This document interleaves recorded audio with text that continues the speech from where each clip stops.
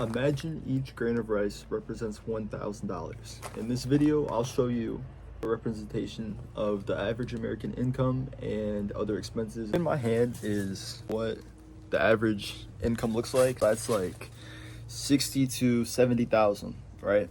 Now, the average expenses range from 10,000 to 18,000. It really just depends. Here's the two piles right here. That's your income, that's your expenses. And your expenses are already taking up a pretty big chunk of your income. And that's just basic living expenses. Let's say you want to go out to eat every once in a while, there's that. You want to buy a nice car, that's going to take out a pretty large amount too, something like that, right? And you want to go on vacation, take some of that out of the way. You're left with this. About a 50-50 split is different for everyone. That's just kind of an idea. But a 50-50 split between your income and expenses. Now, the average house in the US costs $330,000, which looks like that.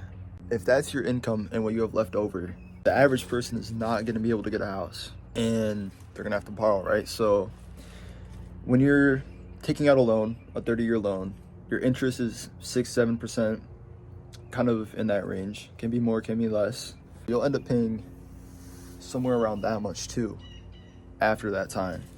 $330,000 house is going to be $360,000 after that interest and everything like that builds up. A really great alternative to buying a house, which looks like this, is prefab homes.